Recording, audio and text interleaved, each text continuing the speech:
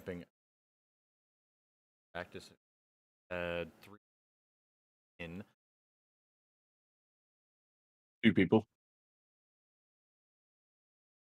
Could have 30-minute practice session if I'm not mistaken. I know it says an hour on our timing tape. Check.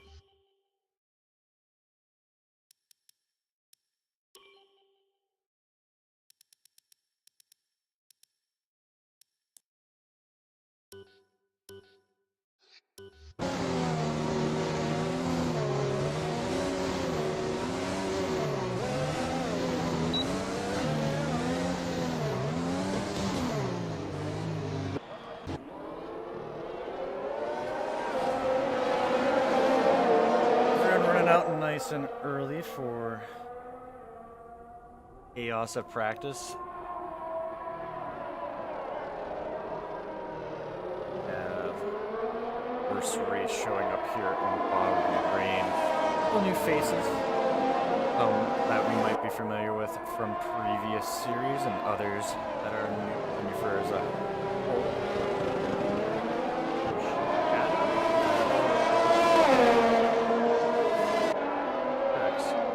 Running out in the Alpine for this practice session.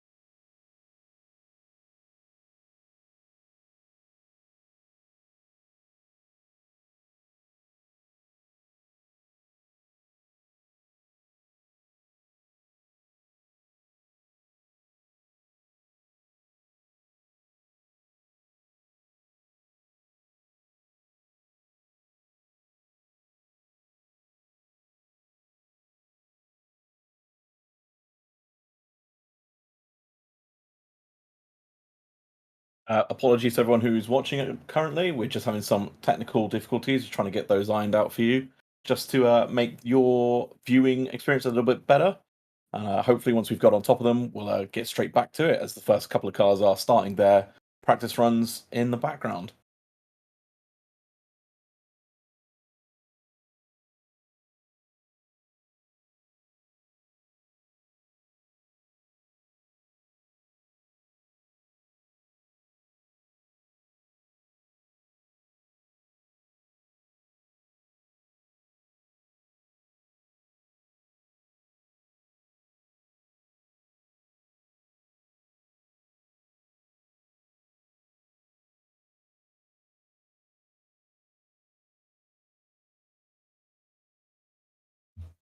All right.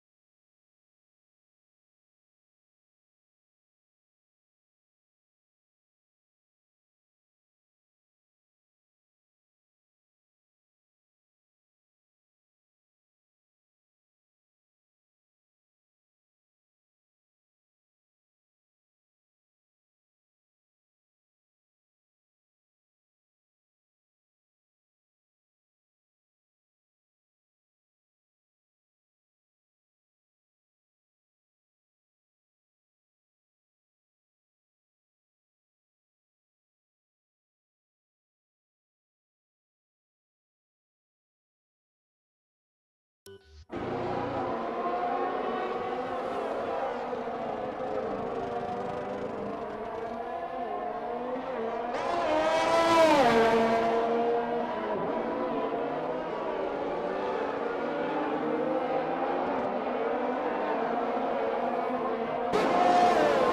it's odd.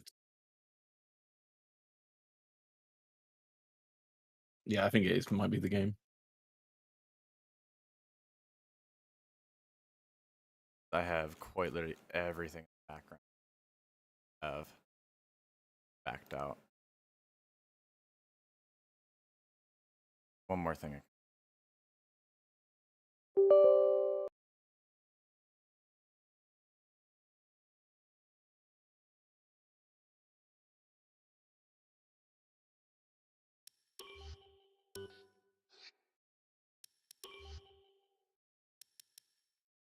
The practice is right? Yeah, get it out of the way now so we can be cleared up for quali in the race. Exactly. Sooner we're done and over with all this. Down. Only thing I'd be concerned about is C.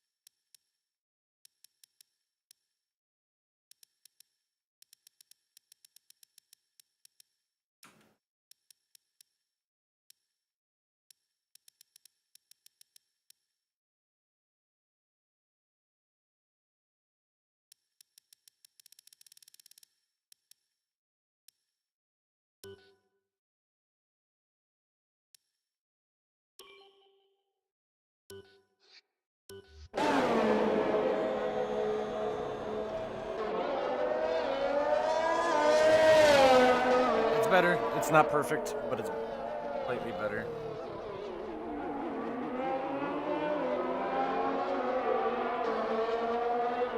Here we are, we're back, and we come back to a yellow flag somewhere in Sector 2. It's evolving. Oh, is that a car out? Number the 16 of LPR Sarah? Yes. Like, yeah, we have a car retired from practice already. Quite curious how they would have found a barrier out here. The only place where there's barriers nearby to hit would be down the back straight, but that's not normally a corner that you find yourself going far off track at.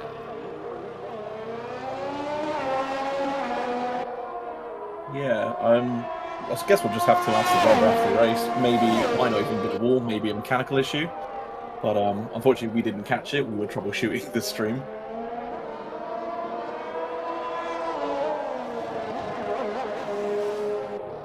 Yeah, so curious on what's going on with that, but looks like everyone else, it doesn't even look like Sarah was able to put in a fast lap, being some 17 seconds off, so perhaps some tire warm-up issues or a mechanical issue. Again, we'll have to find out post-race what's going on with that. We have minimal information to support it right now.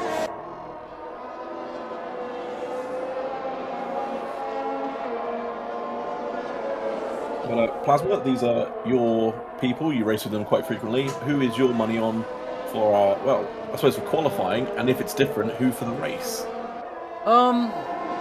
If I had to say for qualifying, I would probably put my money on Danny. I know it's kind of the easy answer saying is he's the only one in the 28s right now, but we don't know what fuel loads and everything people are running. But I'd put my money on him to be able to smack in a good qualifying lap. He has good pace on other sims. But I think in the race we might be looking at someone like Azzy or Sirex crawling up the field and making an appearance, and perhaps one of our newcomers, Demi, sneaking up there as well. I know they've raced quite frequently with Azzy. So there you go. Everyone knows the ones to watch. Danny Boy for qualifying, Azzy and Demi for the race. Additionally, we have a couple questions asking if the gray times mean the driver's outside 100%. No, that is a driver that has retired from the session. So, unfortunately, Sarah had an incident. We were unable to catch it. That resulted in her retiring from this session. She'll be back for qualifying in the race without any issue. We don't have any carryover damage, so she'll be making an appearance once we actually move over to the race itself. And jumping on board here, we have another newcomer, but he's been part of the AM Championship for the past couple of races in Dat Circle. He's jumped into the McLaren along with many of his other LPR compatriots up at the top of the leaderboard. I wouldn't be surprised to see Circle possibly sneak into the top 3 for a race, possibly a surprise podium, but I wouldn't exactly tout them as a favorite. Yeah, I have just also noticed all the LPR drivers seem to be in a bundle together with one another. We have another yellow flag there, another car unfortunately out of the practice session here, so more issues befalling the drivers here today. Unsure if that was, again, contact with a barrier or a mechanical issue, but it seemed to happen quite suddenly, so I would go out on a limb and suggest it was contact with the barrier. Quite possibly. And it seems that we've also lost another driver, so possibly there could be something going on in session as we had Pterodon jump out of session. So it could be a slight issue in server, but kind of interesting that we already have 3 drivers effectively out of the session as is, whether that be from mechanical issues or server related issues, not quite sure. But jumping in with some of the field, a little bit of an update. We still have 5 LPR drivers in the top 7, headed by Otto and Danny Boy. Otto, another driver that we haven't mentioned yet, he was part of the ACC Season 2 for Championship, but he hasn't made an appearance since. This is his comeback drive with the Alpha Tauri in Bahrain here for our F1 2021 Championship. It looks like he could have some strong pace and possibly challenge for the top end of the grid. Yeah, it's interesting for me, obviously coming from ACC with a lot of these drivers racing GT cars, to now see them in Formula cars and seeing how their pace is different and how some of them seem to be a lot more comfortable in Formula cars and some of them seem to be trying to find their feet. A couple of the people that are higher up the grid here, I wouldn't expect to see higher up in GT cars. So the ones that I know are going to be the ones that I'm watching just to see how they perform here, to see if this is really, their strong suit, their bread and butter, where they can really show us what they're made of.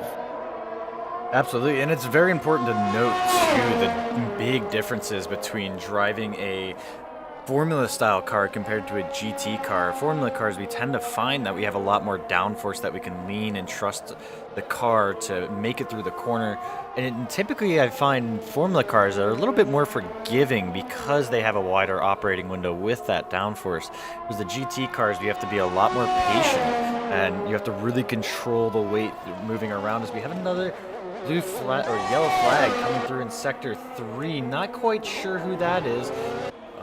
Possibly just a minor off track. It doesn't look like we have any retirements.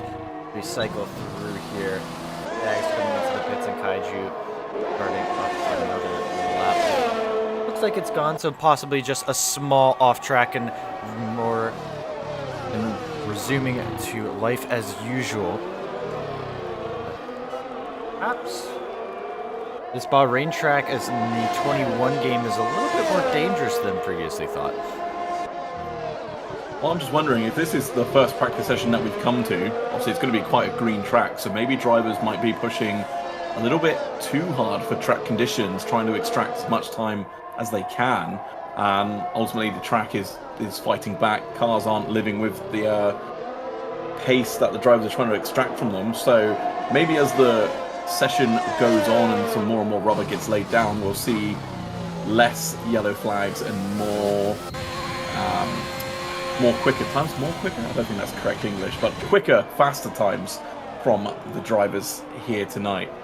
And speaking of faster times, both Shirex and Azzy putting in back-to-back fastest laps of the session. Surex improving on Danny's time by 0.2, but then Azzy immediately coming in and improving by a further 1.4 seconds.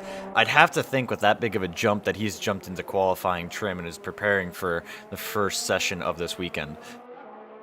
Yeah, also worthy of noting is it looks like Azzy is on the soft compound, and I believe Surex and Danny Boy are on the medium. So obviously time deficit between the two compounds there. So there, and again, like you said, maybe Azzy has jumped to their quali runs in the last few laps they've put through. A few more yellow flags coming through. Ooh, and it looks like we have a spinner in Tricky. That's down at the, or that's up at the top of the hill in the second to last corner, heading onto the back straight. It's a tricky corner. You want to trust the downforce through there, but you start having the track start to fall away from you as you go through the remaining parts of that corner. Once you want to open that wheel up, the car becomes really loose. Not an easy corner there. Deceptively easy to lose the rear end of the car, so can't blame Tricky for that little incident. He's trying to claw back a little bit more pace. Yeah, Bahrain, while it feels relatively flat, there are a couple of decent inclines, obviously, coming down here into turn 10, I believe it is. That's always very tricky, very easy to snatch the inside front wheel as you come down. It's a cambered corner, so it does help the car rotate, but also gives you the negative side of the track falls away from that front corner, and you can just lift the wheel into the air, lock it, and then at which point you will under-rotate the car through the corner. Here you can see a little bit bumpy, and it does go ever so slightly downhill before coming back up into the final corner. So a lot of undulation here, not quite like Suzuka levels of undulation or anything like that, but still enough to, as Plasma said, unsettle cars and make you lose the back end. Yeah, absolutely. And another corner that's tricky to mention, I have it a little bit chimed in the chat as well, is turn 10, the double left downhill braking zone. You never truly get to straighten out the wheel. It's a very tricky corner there, trying to settle down the car, and that ends up being a prime overtaking spot once we end up moving over into our race sessions. That you're going to see a lot of dives going down there, but at the same time, there's a lot of potential for contact that could be coming in. Jumping around, it looks like we have a couple more laps. Surex possibly going for a glory lap coming out of the pits. He's switched over to those soft tires, possibly trying to chase down Azzy and make his time a little bit more human and in reach. We'll have to see once he starts prepping those tires. One thing to note too is getting those core temperatures are super important for these tires in the F1 game. If you don't have those core temperatures, you're just going to slide around. It's going to be like you're driving on ice, no matter how much surface temperature you get through. So tire management, that's going to be super important once we move around, first in the qualifying, but also second into the race, with Bahrain being a very highly abrasive track. Yeah, that is something that I hadn't even considered, is the tyre wear for the event. I've got a feeling the medium tyre will be the favoured tyre here. And I've got a feeling we'll see a lot of drivers trying to get through Q2 on the medium tyre to start there. But there may be a couple of people who are in the danger zone, a little bit worried, that will switch to the soft tyre, which will compromise their start or their strategy tomorrow. Yes, it'll be interesting to see as we have Ags jump up the order. A nice little surprise. It looks like they might be doing some glory runs on low fuel. We're going to jump back to Surex going for his quali run. And that car looks quite pointed. I'd be very surprised if they weren't on a low fuel run right now as they come up on their teammate. I believe that's Blade Wolf. He leads into turn 10 onto the back straight. Yeah, these two cars running a little bit too close to one another, potentially. I've got a feeling there might be a few grumbled words between the two of them, but it doesn't look like Surex is getting held up too much. But obviously he will be losing downforce being stuck behind that car, unless they are practicing running the toe with one another. It seems Ooh. no, he's being held up. Absolutely. Definitely being held up there. Yeah, no question about that. So certainly going to be some choice words behind the scenes in, so it'd be Snaffauer's office now. Oh, a little bit of a tap from Shurex. Perhaps not too happy with Blade. It looks like he's going to pit. Maybe just letting him know his displeasure as he moves in, but not something we want to see. Blade possibly just prepping those tires, maybe going back to those cold tire temperatures that we were talking about previously. Oh, and we have another car retiring from the session there. Not quite sure, again, what is happening. I can only assume it is because the track is green and the cars are just a little bit too unstable, and drivers, unfortunately, just finding the limits, but are going clean over them and causing significant damage to the cars. Either that, or perhaps we have drivers opting out of the rest of practice. We do only have 8 minutes left in our scheduled practice time, so it's possible that we're seeing drivers just opt out and not taking part in the rest of practice. They just want to kind of clear their head and set up for the race, which is completely fine. And you have other drivers trying to make the most of that final bit of track time. But we have Leggy, who's making his return to a Simufur League. It's been a long time since he's been back in one of our Simufur Leagues. I believe he was originally back always in ACC Season 1. Correct me if I was wrong, it's before my time, but it's been quite a while since we've seen him take part in a Simufur race, and it's quite a warm welcome to have him back jumping into that Alfa Romeo. Yeah, I think Season 1, Season 2, I definitely remember racing Leggy at one stage, as we've got a yellow flag in Sector 1 again. I wonder if that was just a driver going deep into the first corner there. But, yeah, no, so Leggy has been around, like you said, not been present in competition much lately, and making a return here with the Formula 1 League. Yeah, it looks like we have quite a few yellow flags coming in, so quite possible that we're seeing that the tricks and turns of Bahrain catching out a few drivers. Turn 1, like you mentioned, it's many drivers going deep there. It's a little bit deceptive because at the apex the track starts to fall away from you, and it's a little bit harder to notice inside of the cockpit, so it's quite possible that someone grabbing an inside tire running off wide there. Same with turn 10 in Sector 2, and we already talked about the top of the hill here in Sector 3, so a few things that could be catching people out, but you should be jumping into qualifying the next 5 minutes here for the final preparation laps are going to be coming in as we see Shurex coming back through turn 1. Surely we're going to be seeing some qualifying trim laps come through from the rest of the drivers here as they get ready for the important sessions ahead. Yeah, and I've been reminded ever so kindly in the chat that it's not the full qualifying, it's a short qualifying session, so drivers not having as much time to put in the laps as they would like. Again, practice here cut a little bit short, so drivers are trying to fine-tune their setup, run their race runs, and run their qualifying runs. It's a lot to do in a shortened period of time. Yeah, and it's very easy to run out of time as well.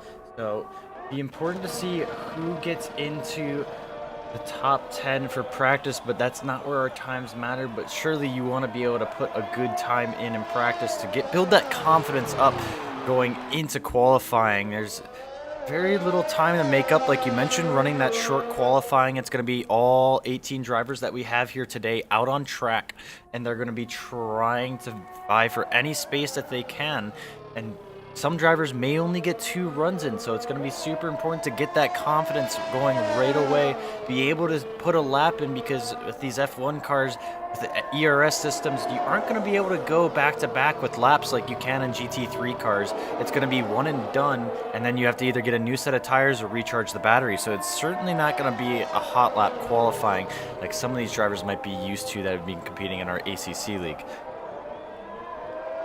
Well, that's, again, something I completely neglected to even consider coming from the ACC series, coming from GT cars, is we sort of just put the tires on, stick fuel in, and away we go. That's it. And we just drive and drive and drive. With these ones, obviously, Formula 1 cars, the tires run in such a narrow operating window that drivers have to make sure they keep the tires prepared on their outlap.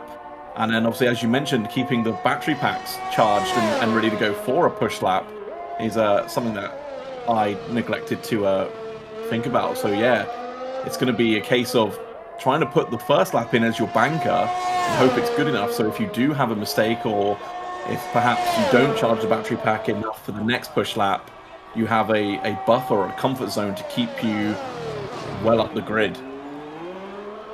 Absolutely, and it's going to be increasingly important as we see Danny pop in a fast time, putting himself all the way up into P2, building that confidence that we were just talking about, as we now have 6 drivers in the 1:27, all of which are within just about 4/10, a little bit under that from each other. So the battle for pole is far from decided early on here. It's going to be quite a tense battle throughout qualifying. I think it's going to be quite a treat once we get through to our meaningful sessions. Yep, some top tips from Alexis the Cat Go in chat saying, remember, go fast. So, I mean, I don't think you could argue with that. I think going fast is the aim of the game. Yeah, I think it's quite straightforward, except if you still do have to slow down and make sure you don't hit a barrier. Going fast, it doesn't matter if you're going fast into a wall. So keeping the car alive will be quite important as we are jumping in, I believe, into the last 2 minutes of our session here. We see a couple more drivers bow out before we're getting ready to start our qualifying.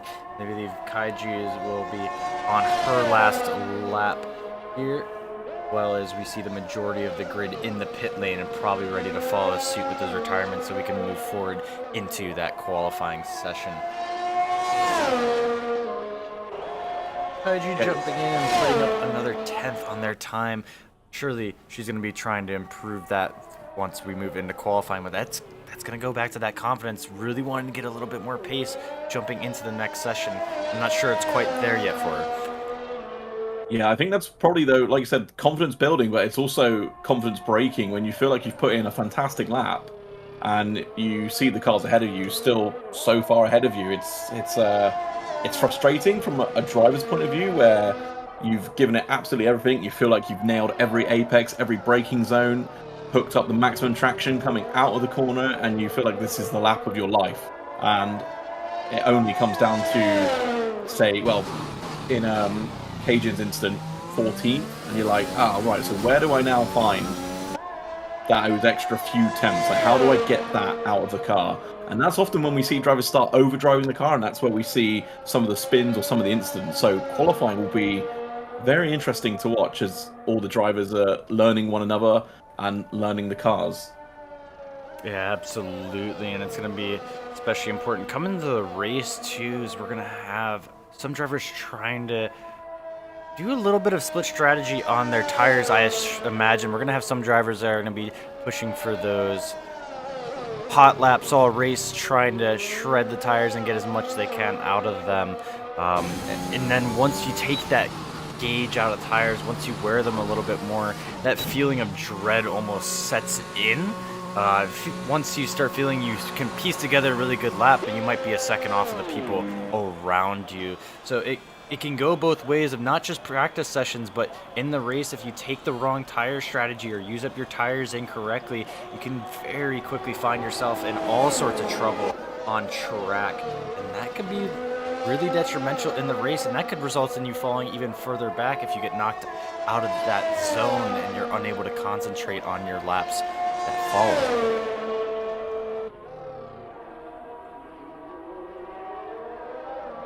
We're just finishing up the session. Most of our drivers are tiring right at that half-hour mark, as mentioned. Just waiting on Danny Newland and Alpha to finish up their sessions. And then we'll be heading straight into the qualifying session.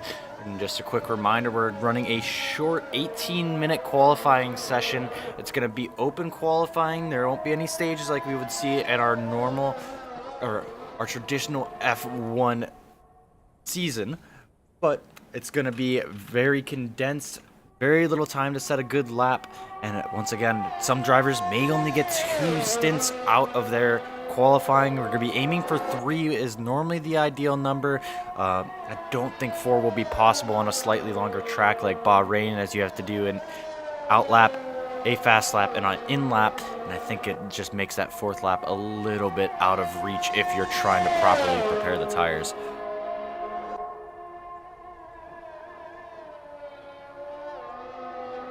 Alpha finishing up their session, I believe tipping into the pits, yes, and then we're going to have Danny likely following suit, as he would be obliged to do, finishing his session, retiring, Alpha doing the same in the pit lane.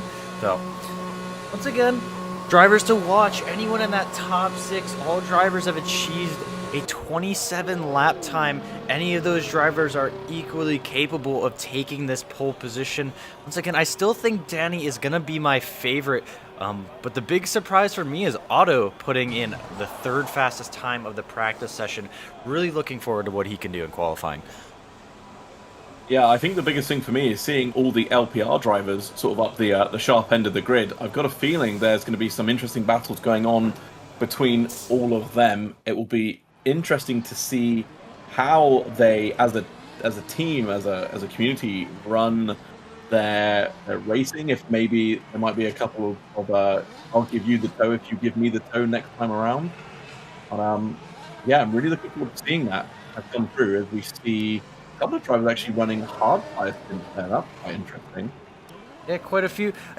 Remember, it is quite an abrasive track, so perhaps some people are just doing some cider laps and trying to see what those tires are going to be feeling like at the start of a stint. It's quite abrasive, so maybe some people thinking of a soft hard, but we can see many of the people that ran a hard quickly jumped over to medium and then a soft, so I wouldn't be surprised to see if they're maybe backing out of that strategy. We could see some drivers backing into a tire saving strategy with the soft and mediums, especially as they're going to have to carry over their qualifying tire, same as we would in normal F1. It'll be interesting to see. It's not an unusual strat to see some people try to qualify in softs, especially if they're confident in their pace, and then they can possibly go for a soft hard strat and give themselves a little bit more of an advantageous position throughout the race. But it'll be interesting to see, as we're going to have the cars unveil for the first time. Many people putting their strats out on display, as it's going to be Shadow, the first one to leave the pits on those red wall soft tires, and I believe that's Otto just up the grid, yes. Coming out in the mediums, just as I had mentioned, a driver taking the risk, he must be confident in his pace to lean on those medium tires and possibly get a better position in the race. Yeah, I've got a feeling the medium tire, like I said earlier, will be the one to start on, because you can just run a little bit deeper into the race, burn off some of the fuel that's in the car, and then when the cars are a little bit lighter, a little bit more agile, you can switch over to the soft tires and really sort of get the hammer down and catch up with potentially anyone ahead of you who may have jumped you at the start by starting on soft tires, because then they will have the pain of having the slightly slower tire when the cars are at their quickest phase. So I would expect to see most of the cars qualifying on this medium tire, but as you've pointed out, Plasma, a few of them are out on softs already. Yes, absolutely. And one thing to mention too on the start of the race is these cars are going to be quite a bit heavier too, so whatever tire you start on is going to be taking a lot more punishment, a lot more load through the early phases of the race, and you're going to find that tire typically has a lot less life. But if you're good at preserving your tires, you can possibly make those softer rubber tires come through to the end. If you take them at the end of the race when the car's lighter, it's going to be a lot more gentle, and you're going to more naturally get that pace. So it's going to be a matter of surviving the start for those drivers like Otto that are going to be starting on the harder rubber versus trying to make up as many positions as possible and try to push on from there. Yeah, strategy is key, and it's interesting that we're already seeing it play out in qualifying. So as we see Otto start their first flying lap, so this will be the benchmark that everyone will have to follow, assuming that they don't get a track cut or invalidate their lap. But it already looks a little bit squirrely there, so I'd probably say this will not be the benchmark that everyone will be following, unfortunately. But as long as there's a lap time on the board, you can guarantee that you probably won't be last. We're in a little bit of a snap of oversteer too coming through turn 4. So possibly these medium tires haven't gotten up to temperature yet. Like you mentioned, it's going to be really important to get the core temperature of these tires up. That's one of the trickiest parts of tire management in this game, is that those core temperatures are extremely important, more so than your soft or more so than your surface temperatures, as those can fluctuate quite rapidly. But if you don't get the core temperature, which is much trickier in those harder compound tires, it makes it like you're driving on ice, almost like you're driving in the rain on slick tires, because the tires just don't want to flex, especially remembering as these are the 21 cars with the 13-inch rims. The sidewall is going to be wanting to flex a lot more than you'd see in a GT car, where the car is a bit more reactive on those larger rims. You don't get that mechanical grip, so their tire core temperatures don't become as important of an issue. You see Otto putting in the first benchmark of a 130.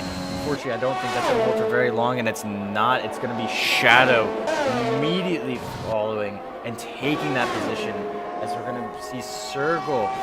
They're going to be flying down to the penultimate corner here, trying to chase down the times. Shadow still holding on to that pole time. Rather important coming through, and it's going to be Azzy putting in a 27.0. Circle with a quick answer of a 27.2. We're going to be jumping down the grid. We have some further cars.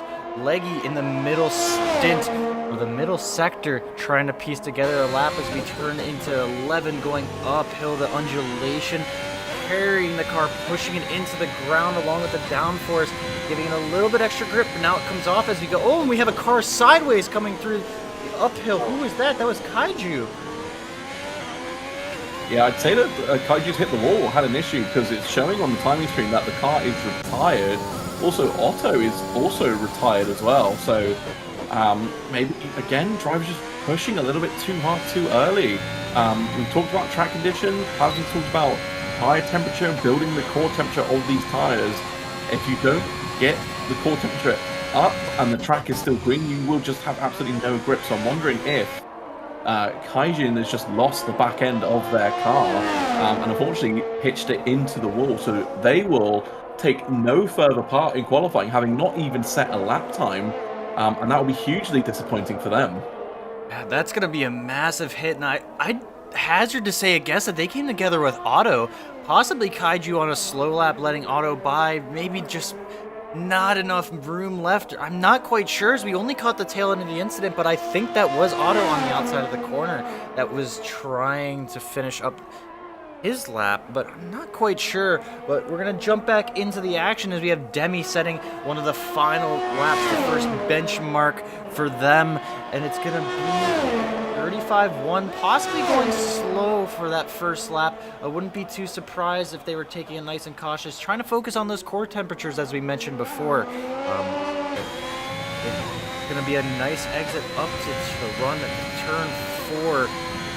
A little bit of extra curving coming in to get the car tipped in and tuck the car in.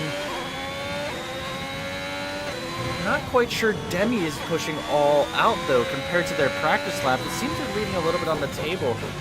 The car's not completely gelling with what they're asking to do. A little bit of understeer into the downhill right. We now move into the double left to turn 10. Good compliance from the car, going to get the traction down. We're a little weak coming onto the power. I'm not sure Demi's going to be too happy with this lap. Certainly we're going to be down on time relative to the pole. Yeah, it's. I mean, you called it with Danny being quickest, going for the first run into the 26s. So it'll be interesting to see how close Demi gets, as you mentioned. Maybe not going for the first initial push lap, but maybe now going for a push lap. And while you were commentating on this run, I did find out that Cajun did just push too hard and lose the back end, and unfortunately did hit the wall. Doesn't seem like there was any contact with another driver, and Demi goes up to a 27-1 on that lap. So a very strong lap from Demi. Certainly one that's going to be representative of their pace. I still think there was quite a bit more in it. Like I said, they had that understeer coming through the downhill, and then also a little bit of struggle. We were struggling a little bit on traction coming out of turn 10.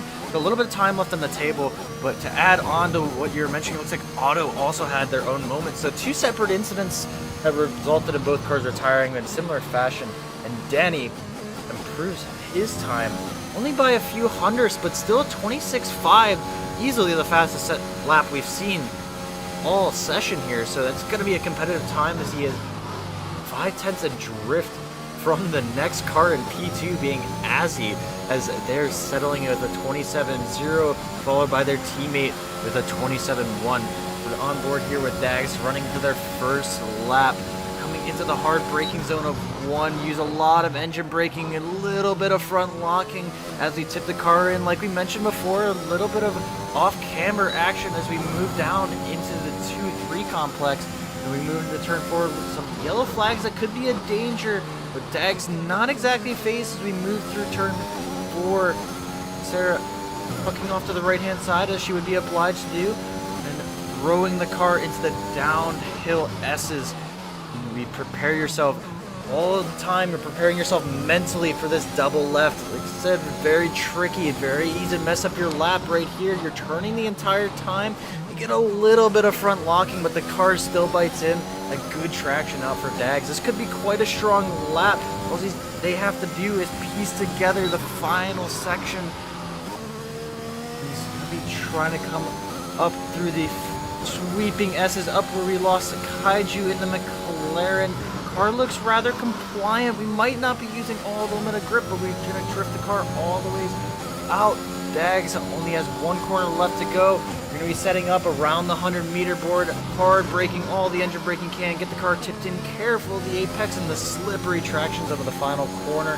Going to run to this straight. Dags is going to be able to sneak in a P5 with a 127.6 on their first attempt at qualifying.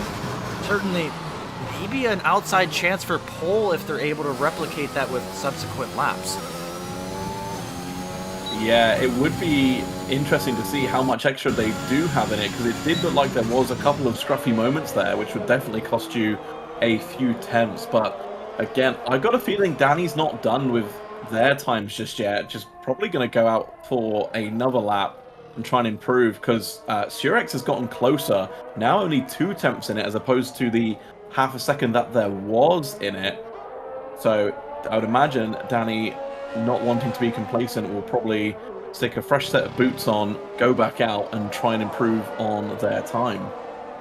Yeah, absolutely. And I just want to take a mention to say that that competitive order that we were looking at is expanded to 8 cars, as it looks like Tricky and Shadow have snuck themselves into the 27s.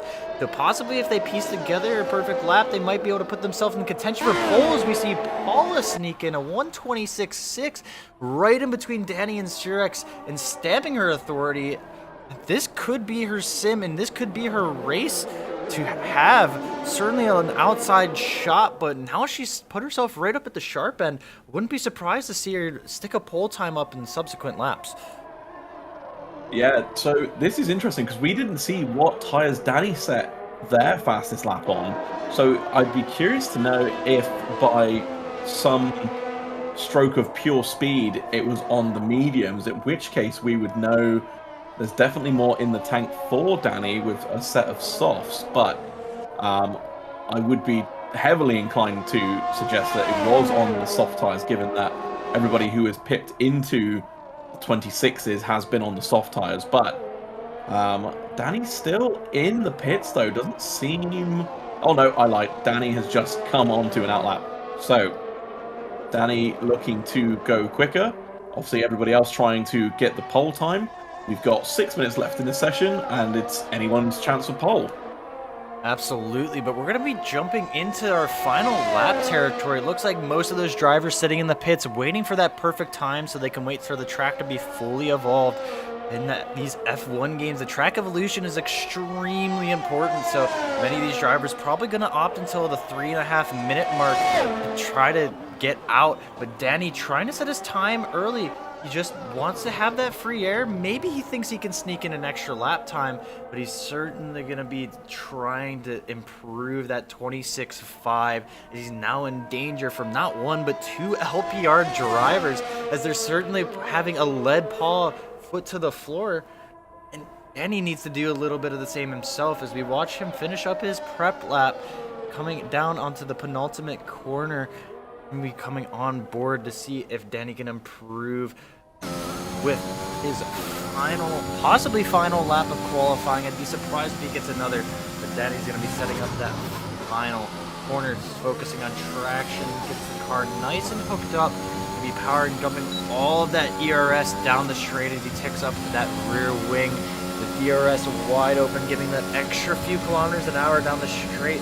Diving deep into turn one, using a little bit of that curb, opening up the steering, a little bit of understeer as he can't get it all the way to the apex. Taking all of that curbing on turn three, getting a nice drive out, not a little bit of hesitation, none at all. He's going to tip the car into turn four. We saw Max Verstappen in the real world go wide on Lewis, but Danny's going to keep it nice and tucked into the track. All of the curbs being abused by this Mercedes.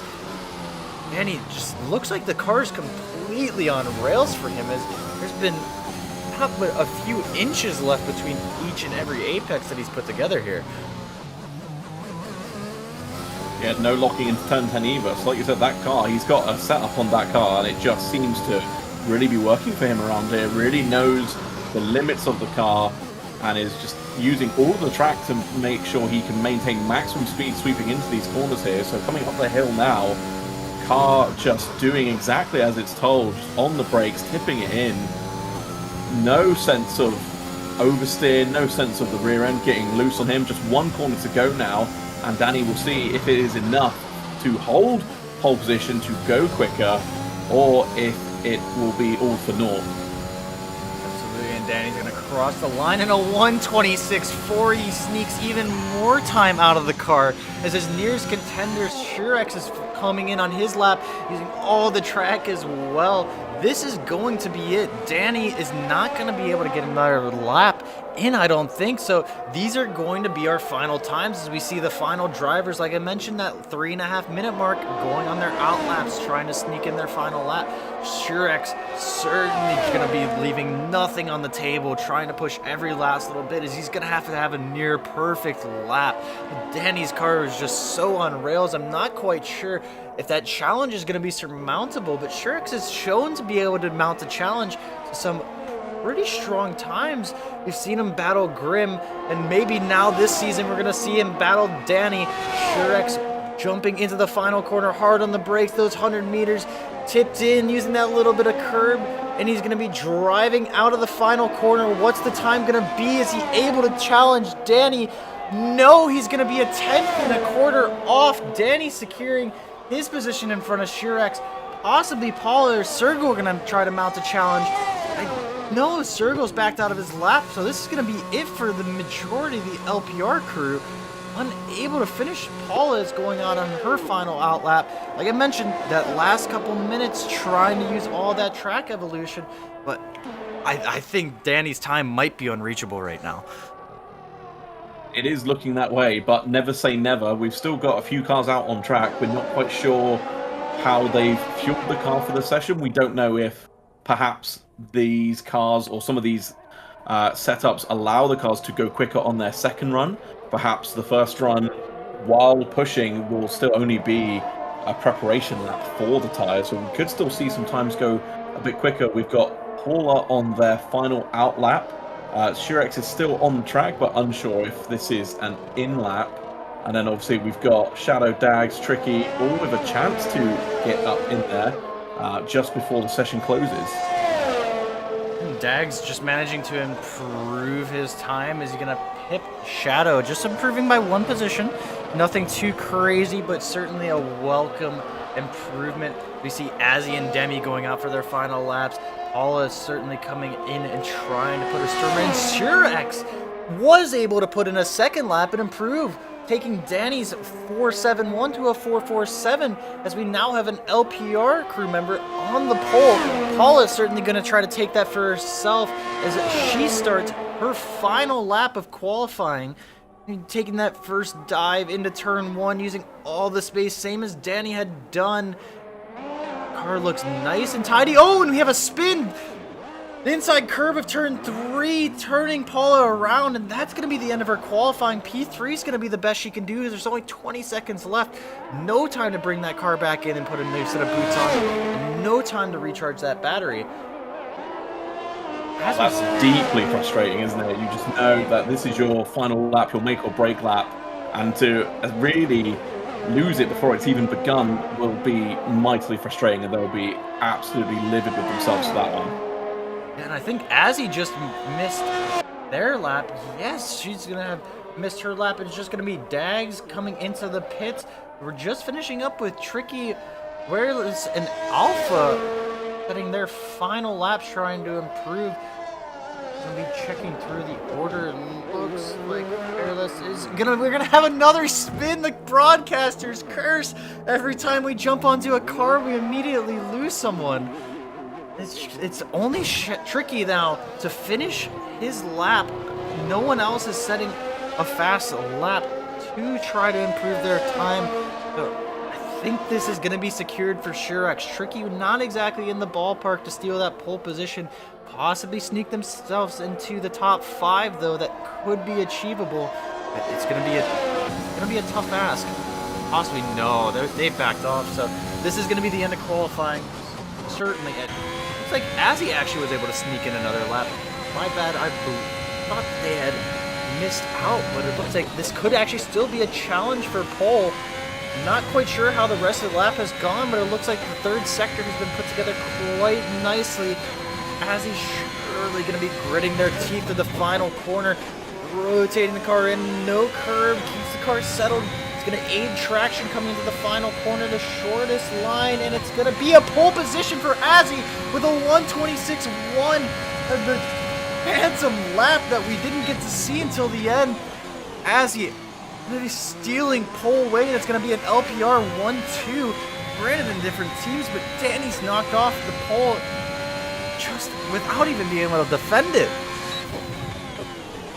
Yeah, so as you mentioned, not a chance for Danny to really have an option to respond as all these laps came in at the very last minute, but I don't think Danny will be too upset with third. Obviously splits the LPR team, so Danny finds himself in an LPR sandwich, but we'll have to see what they can pull out in the race. We don't know what type of setups all of the drivers are running. Are they got a more qualifying focus setup in hopes that it's a case of once I'm in the lead, I can defend aggressively? Or is it a case of some of these drivers have gone for race setup that might compromise them ever so slightly in qualifying, but then give them the advantage during the race? We'll just have to wait and see. Yeah, absolutely. And you mentioned the LPR sandwich. I mean, that looks more like an American sandwich with the amount of meat in there. It's LPR 1-2, but not only that, 4, 5, and 6. Danny's all alone in there.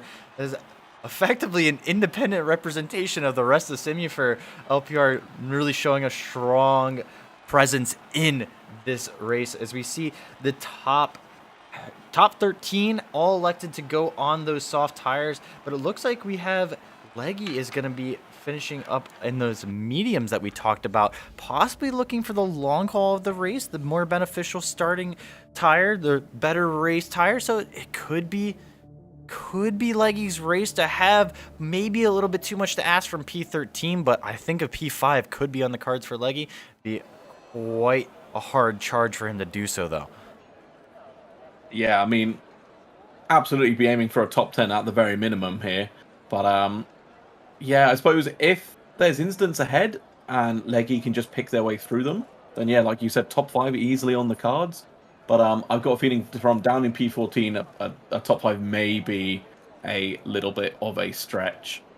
Yes, and I've completely neglected to remember the actual top 10 rule. It's only the top 10 that have to keep their qualifying tires.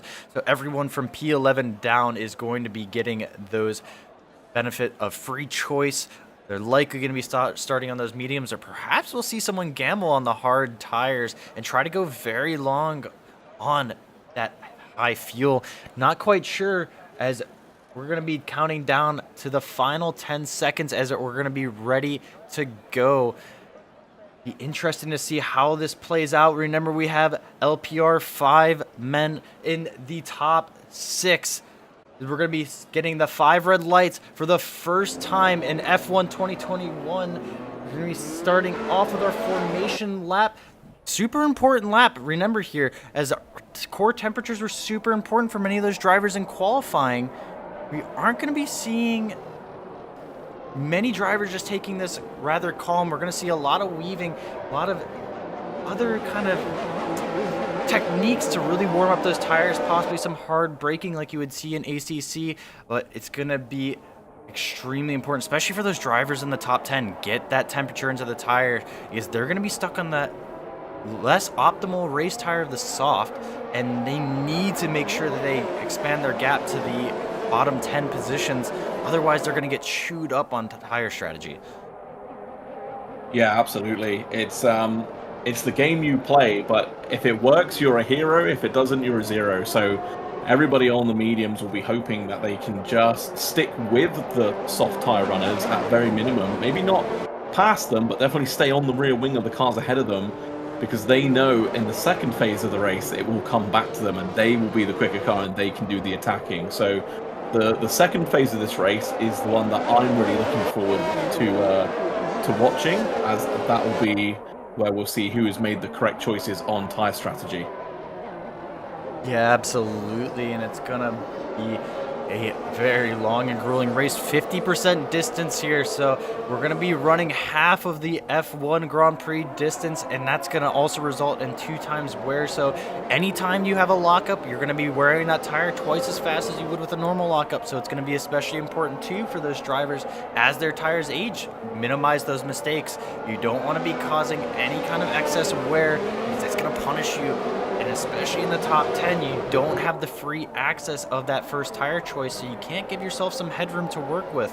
But it's going to be Azzy leading the grid into the final, or into the main straight, as everyone's going to be preparing their car. We're going to be moving down the grid. Azzy, followed by Shurex, then by Danny, Paula, Sergel, Demi, Dags, Shadow, Tricky, and Verilus making up that top 10. Everyone else underneath them going to be making an effort to get a strong charge. Remember, with those free tire choices, and we can see already Alpha in that P11 position is making use of that with the medium tires. Everyone else behind them doing the same. But as the cars are going to be lining up, we're going to be getting the final couple seconds. And for the first time, the 5 red lights come on as we start our Simufur F1 2021 season. And we are lights out. And it's going to be a good start from the top 4. Azzy leading and taking a commanding gap into turn 1. It's going to be Danny looking around the outside as we're going to be trying to bring together the rest of the cars. No contact yet. Everyone nice and clean. And it's going to be driving out. Paula dropping to P4. Is going to be the Mercedes looking for the gap on the Alpine. And looks like Alpha in the back, and the Williams possibly trying to get a gap. And we have a Williams spun around. Possibly that looks like it was Tricky going around. Going to be dropping back. He has a 5-second penalty immediately for collision with Demi. Possibly some damage left on that car, but we have to wait and see as we sort out the rest of these cars. It looks like we're mostly single file for the rest of this lap. People are starting to sort themselves out and calm their heads down. We've got a virtual safety car for an instant. We've got a car retired already. So, and I believe it was Tricky who got the penalty as the virtual safety car ends. That was quite a short period of time there. So we are racing under green flag conditions again. But yeah, so it popped up. It said Tricky got the penalty for severe contact with another driver. I didn't see who it was, but I would take a stab in the dark and say it was potentially Para Donk as a result of their retirement. But yeah, again, we'll have to wait and see it after the race if we can ask the drivers. And see just in the back of the shot there, a couple of cars getting side by side, a little bit of argy-bargy going on there. as Azzy leads us across the line for the first lap of this race. Yeah, and that gap has stayed within the half-second margin for Surex. Remember, lap 3 is when our DRS is going to activate, and that's going to be that slot in the rear wing that opens. Azzy's going to be pushing like a demon, trying to get that gap open and get out of that DRS range, because otherwise that's just going to make them a sitting duck, because it looks like we have an incident down the order. Going to be in sector 1, and it looks like everything's sorted itself out. Perhaps just a car off track, but we're going to be following back up to the sharp end of the grid here. We're going to see Shadow putting a little bit of pressure on Dags, as well as Demi on Sergal. So a couple battles that are going to be starting to break up here, as you see a couple 1-second gaps. Surex to Danny, and then also Danny almost Apollo, but Sergal's also dropped back quite a bit. So the top 4 are already stretching their legs. Perhaps that goes back to those qualifying setups that we talked about, is Demi's going to be loading up that pressure on Sergal, and I think Sergal's going to be a sitting duck once we come onto the first straightaway onto turn 3 here. That gap is not but a sheet of paper between them. Yeah, so as you mentioned, top 4 pulling away, which means Sergal won't get the benefit of DRS on the next lap, but Demi will, which will obviously mean that Sergal will need to go defensive into turn 1. But I'm also interested to see, because so the top 4 have actually spread out. So Surex just within DRS range of Azzy, but Danny Boy has dropped out of DRS, for Surex, and Paula seems to be all over the rear wing of Danny. So I've got a feeling next up we're going to see a lot of changes for position. Yes, and we can see the gaps in the rear's wings opening there too, as both Demi and Paula are firmly within that DRS range. Paula possibly going to be able to put a little bit of extra pressure on Danny, as he's firmly outside of the DRS range of Surex and going to be heavily pressured in this podium position very early on as we move into the downhill braking zone of turn 10, and that gap, there's nothing there. Paul is certainly going to have a strong run onto the straight as we move in here, and it's going to be just right up under the diffuser of Danny's rear wing. But no positions gained yet. It's Paula maybe wanting to bide her time and wait for that main straight where it should be almost free to take that position. Moving down the back straight, possibly a little bit of side-by-side action as looking like Paul has got that exit, but backing off, giving Danny the corner, electing for that DRS advantage down the straight here. It's only a 3/10 gap, and that's not going to be enough for Danny. Surely he's going to run out of speed as we go charging into turn 1 for the 4th time. Paul is sneaking on the inside here. Danny leaving a bit of space, trying to hang it around the outside. He's got turn 3, but no. Paul is able to clear as LPR secures the top 3 for the start of this race, and there's still pressure further down the grid from the McLaren to Sergal. Actually, no, Demi snuck past Sergal, and Sergal's just trying to hang on. We got Cajun spinning in the background. We also had a yellow flag last lap for Alpha. Alpha lost, I think, 3 or 4 positions there, but yeah, so it's all happening. Going back to the Paula-Danny fight, I've got a feeling Paula knew that they didn't need to fight it too hard, because Danny had a 3-second penalty handed to them by race control. So all Paula really needed to do across this race was just stay within 3 seconds of Danny. But we've got a full safety car.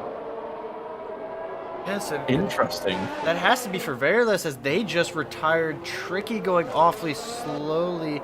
We lose Blade Wolf, possibly.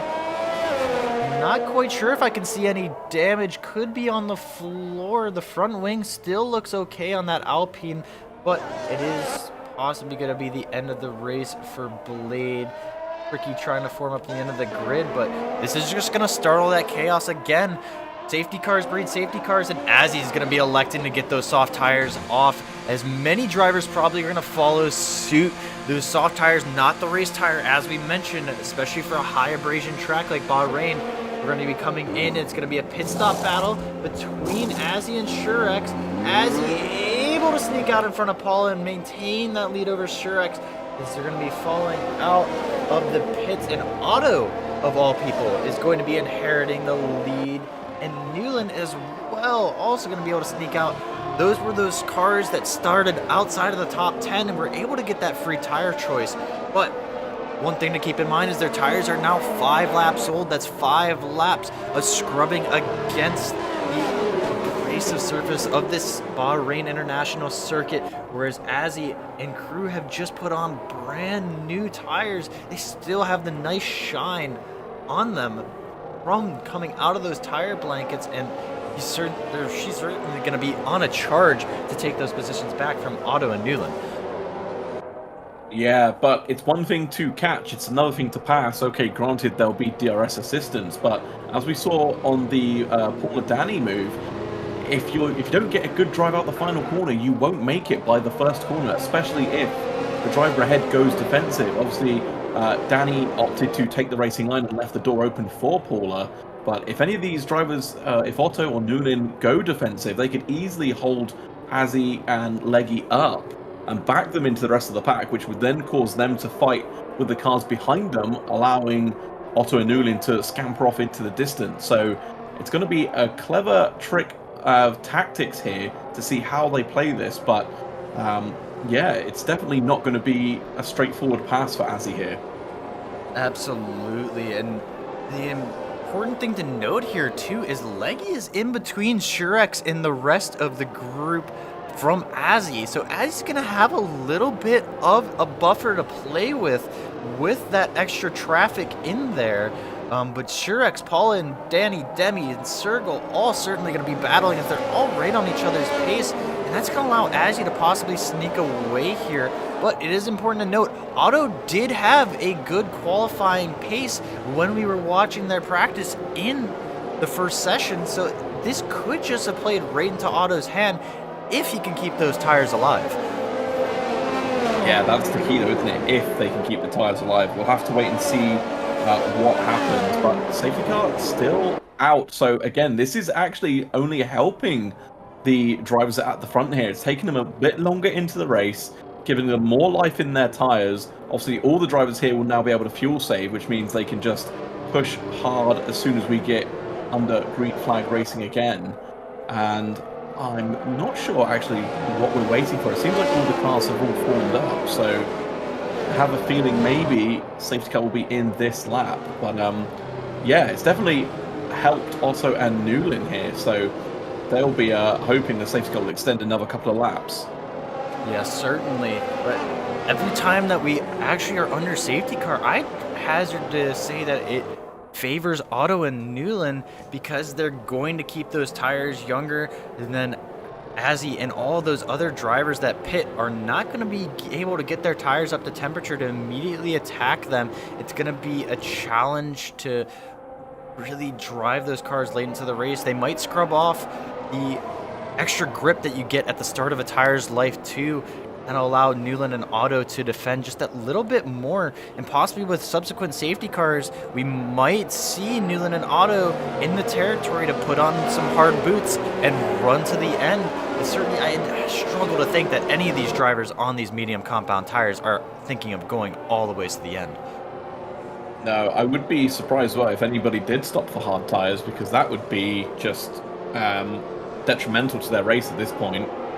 But yeah, I really am interested to see now how the two... Yeah, so there we go. Safety car in this lap. So now safety car will peel off and Otto will control the pace here. So we'll have to wait and see. Hopefully they can hold their own and really make use of that safety car period. But it's unfortunately given the cars behind them a free stop. So I don't think we'll see a second stop for anybody behind. But at least it has extended this period for the top two as they now make a break for it.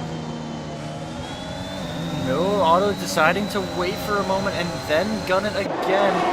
The pack is going to be coming way back, and we have a huge crash on the main straight. Leggy's been turned around. That's going to certainly have to bring out the safety car again. That's a massive incident.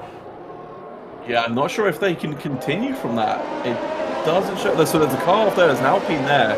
that's very, very wounded. So, oh my goodness, that was a bit of a mess. So still on the other yellow flag here, no safety car as of yet. But that was, I didn't see, obviously, Leggy, as you mentioned, there's a Ferrari with no front wing. Was that Azzy? Has Azzy been caught up in the restart drama there? I think so. It looks like Azzy and Surex have both been caught up in the chaos at the start of the race, and it's going to be Bladewolf. Bot Bladewolf is going to be sneaking in after a game crash to take a top 10 positions.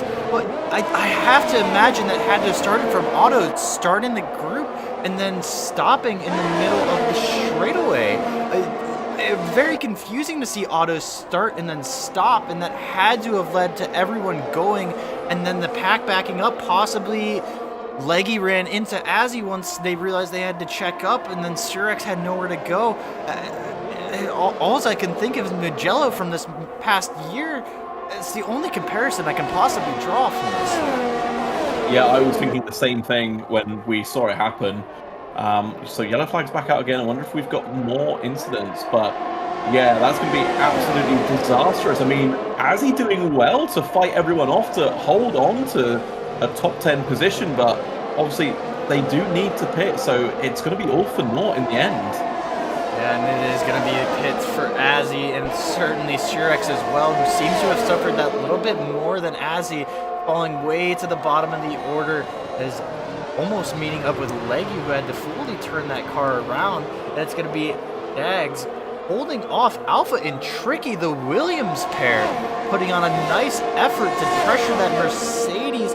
Is it going to be contested in the turn 4? No, it is not, but we have an incident further up the order, and it looks like Otto spun the car going down the downhill S's, and Paul is going to inherit the lead.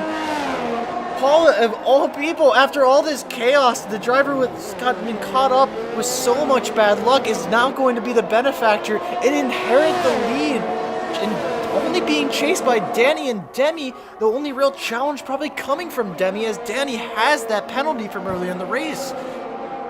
Yeah, but if Danny can catch and pass and pull 3 seconds, then it will be a win. But it just seems like Danny seemed to have the qualifying setup, as I mentioned at the start, because that car does not seem as stable or as planted in these race conditions, with Demi now only half a second behind them.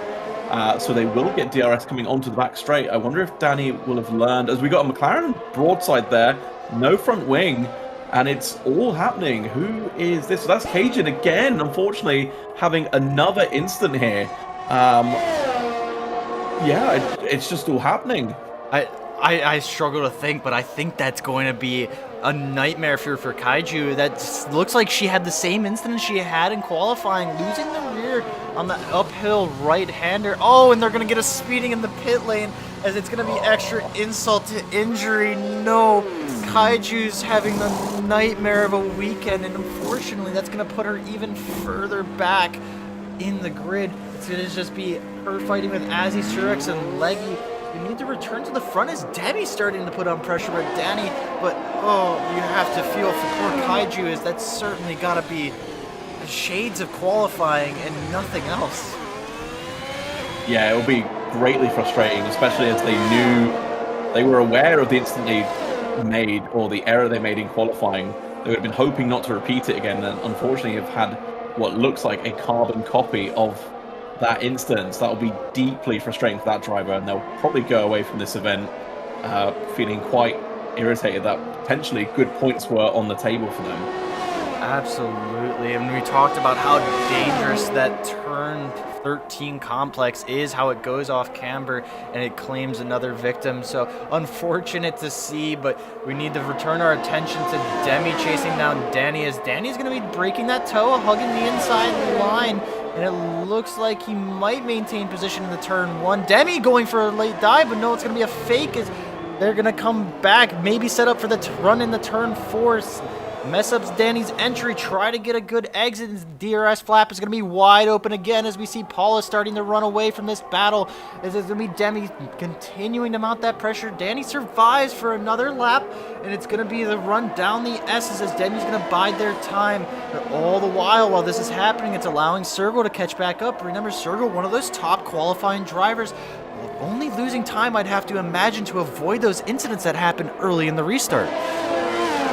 Yeah, but the thing is, Demi doesn't actually need to pass Danny. We keep talking about it, but Danny has the time penalty that will be added after the race. So all Demi really needs to do is just sort of sit back, and as long as they're within 3 seconds, as we've got a car retiring from the session, and we've got a virtual safety car again, so must be a car stranded on track somewhere. They did get a warning. Tricky did gain a warning before their car was retired, so I'm wondering if they've just had a moment and unfortunately caught a barrier somewhere.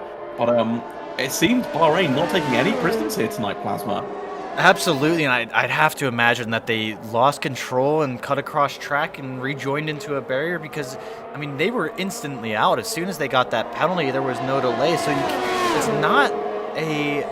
Oh, and Kaiju now is speeding under VSC as their night just continues to get worse. But Demi's going to be stealing the position in the turn one. Danny unable to defend as he didn't have the momentum, and Demi's going to be sneaking past it. Who's going to get the DRS going into the run to turn four? The rear wing is going to open on Danny, and it's going to be a side-by-side going into turn four. Danny's got the inside, Demi on the outside. Could be shades of Verstappen hanging around the outside, and a little bit of space given. They're still giving plenty of room. Demi able to hold on as Danny decides to file back in.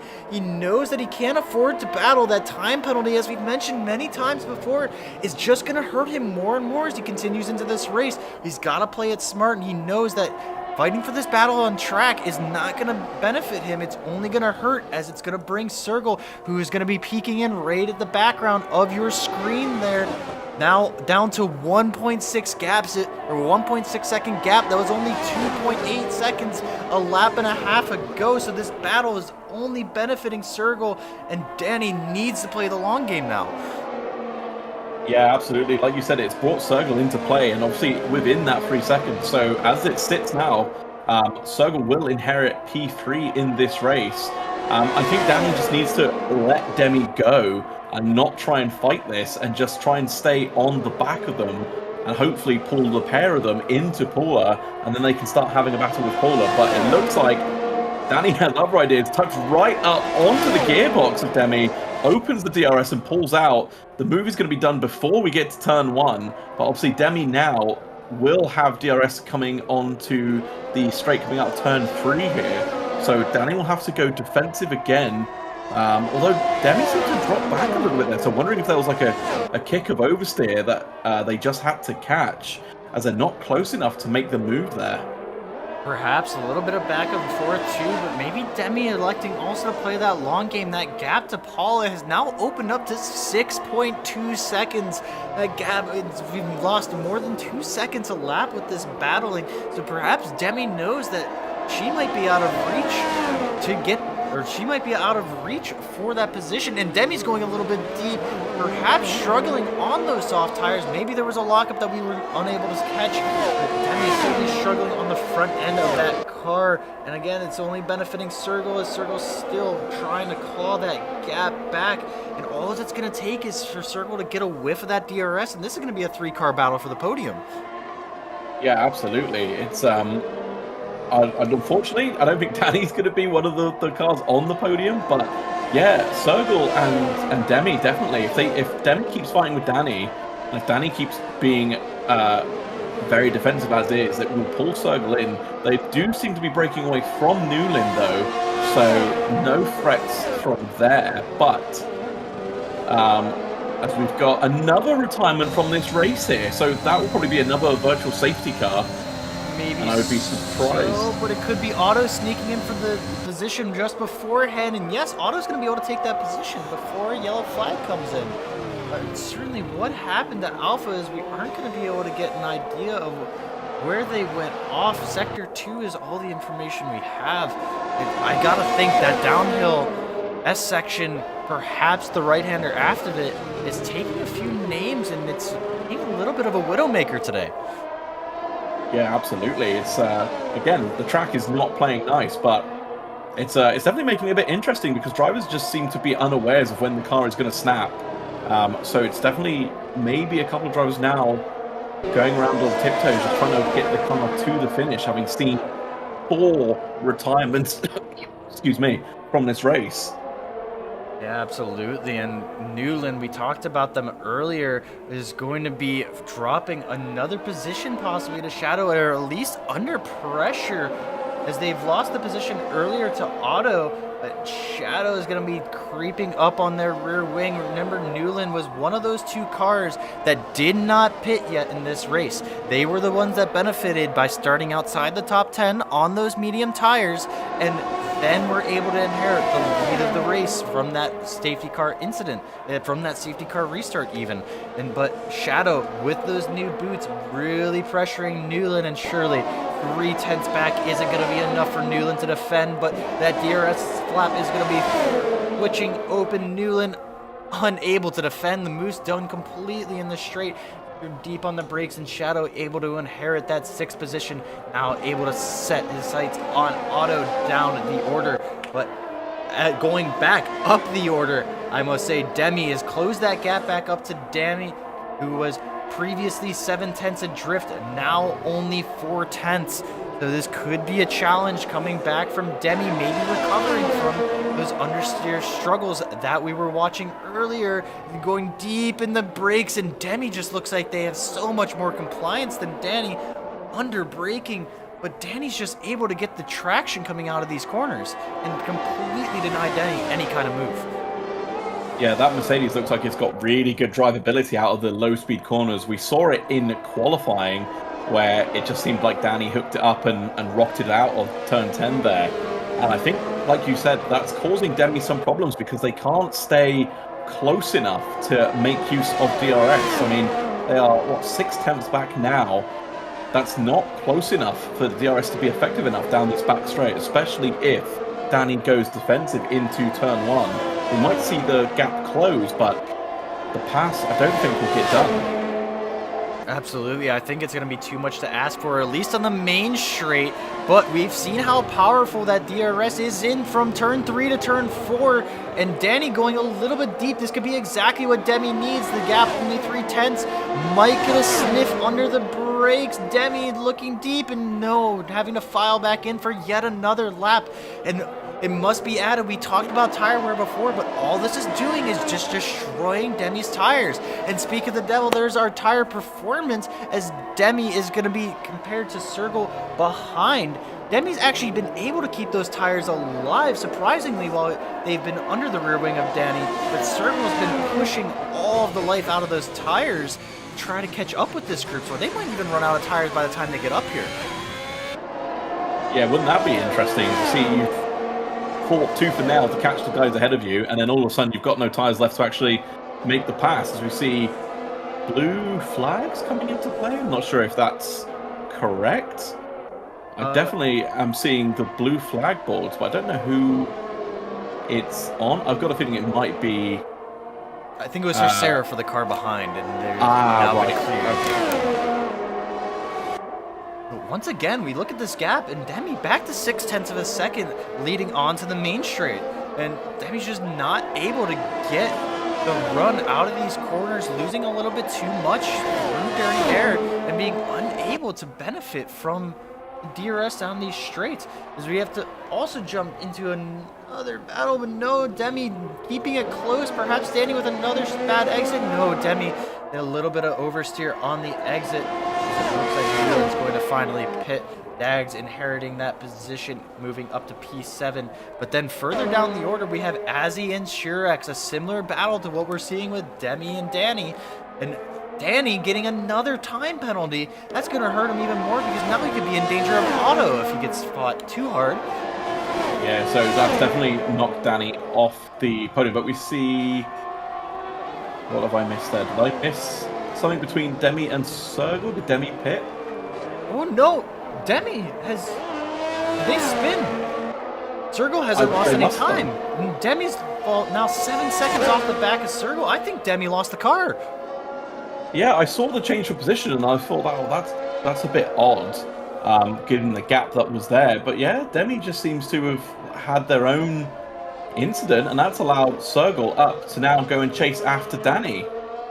Absolutely, and that's going to be big. This is the battle for the podium now, and Danny actually could hold on to it. He has 6 seconds worth of penalties, but he also now has 10 seconds back to Demi, and that could play into Danny's hands. He could be able to hang on to it now because of that gap opened up by that spin. But speaking of gaps, it's still closing at Azzy and Shirks too. So Danny now has an additional 3 seconds on top of his 3 seconds, which is the 6 seconds, so they will definitely lose the place to Sergio. But do you think they could hold on to a podium? All Demi needs to do is make 2 seconds up, and it's there for the taking. Quite possibly, but no. But that's 7, 8 seconds up to Sergio's time, and then an additional 3 from Sergio to Danny. That's 11 seconds back from Danny to Demi. That could be 5 seconds. If Demi's able to make that up, it looks like they had the pace to be able to do so. Then they could secure a late podium, but we are moving into the final 10 laps of this race soon, as we're going to probably see some of these cars come in, look at another pit stop. Danny, Sergio, and Demi definitely are going to be looking at that, possibly even Paul as well, but we could see Azzy and Cirex, these cars came in, remember when they had their front wings chopped off from the safety car incident, could possibly go to the end. I'd take a guess that Azzy's trying to do that with those hard compound tires. Yeah, it would definitely seem like it. Obviously, after their unfortunate restart drama, the only thing to do now would be to go along and see if they can pick off anyone that needs to stop. So ahead of them, I believe Otto still needs to stop, so they may gain a position from that. But yeah, they are only 0.6 as who is this coming into the pits? This is Paula. Oh, this she is had Paula. lost the lead to Danny before she came into the pits. This isn't just her losing the lead throughout the pits. She came into the pits after losing the lead to Danny.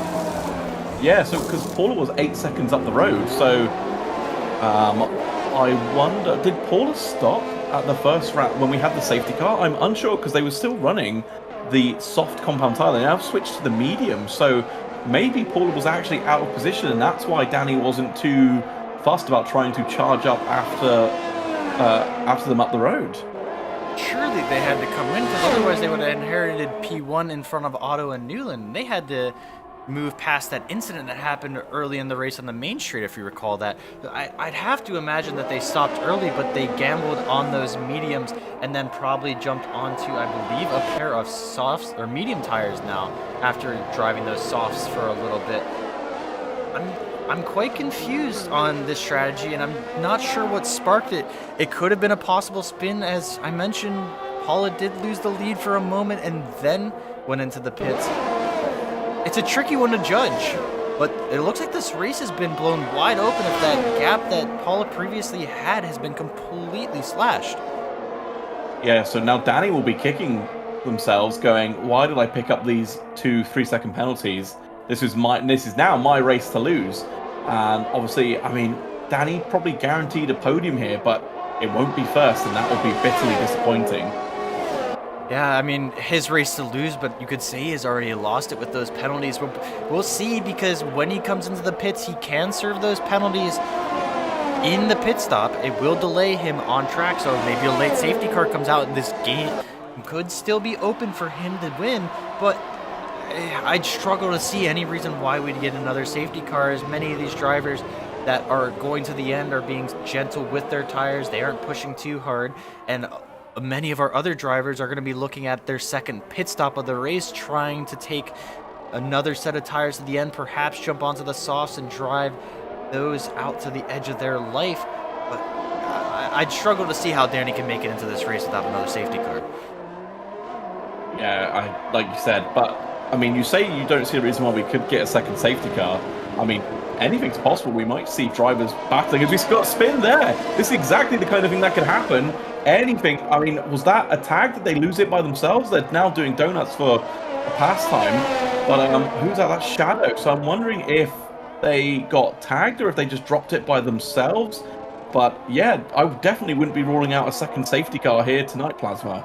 You absolutely could be right. We've all seen the tournaments head just like that. I believe that was Shadow chasing Dags, so it could have been a tag on rear-ending Dags, or perhaps Dags was behind Shadow and rear-ended them. Not quite sure. That is a very easy corner to lose the rear end of the car. It's deceptively low traction. But we're going to see Dags pressuring Otto here as we have Bot Blade trying to get out of the way, ghosted there on the side, and it's going to be Otto diving into the pits. And yes, this is the second phase of pit stops that I was talking about. Paula able to set the fastest lap of the race, and now as we check in with that, the gap to the lead for Paula is only looking about 15 seconds down the road, 15, 16 seconds. So this very well could still be her race, especially with those new set of medium tires. Paul is going to be going down the run into turn 4. Dags keeping it tight on the inside. We could maybe have shades of Max Verstappen, but Paul is able to keep it inside, and she's clear of Dags. Certainly she's going to run away with those tires, and that's going to be a podium as long as Paula can keep it together.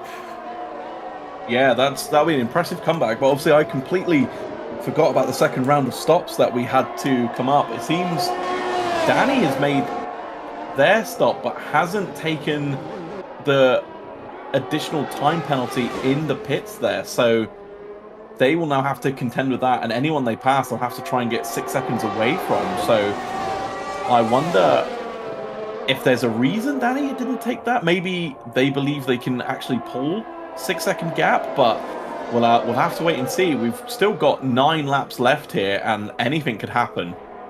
Yeah, I'm not quite sure why didn't take it, unless they took another penalty just afterwards, or perhaps you're able to need to serve one of those 3-second penalties at once. I'm not quite sure on the very specifics of that, but Danny charging up on Dags, and Dags pulling out of the way. Certainly some team orders there, as Danny is on those softs for a very hard charge for the last 9 laps of this race, with Paula in his sights, 1.2 seconds, as Danny's going to be trying to charge with those softs as soon as possible. Paula playing a little bit more of the long game, so this is Danny's time to make his charge. If he doesn't catch up with Paula soon and make that pass, he's certainly going to be left out to dry with those soft tires by the end of this stint. I don't think he will catch Paula, because Paula has just set 2 fastest laps on the medium tires, and Danny is on the softs and doesn't seem to have an answer to it. So maybe DRS will come into play. This is him charging in on Paula right now. Perhaps he just needed an extra lap to get those softs into the window.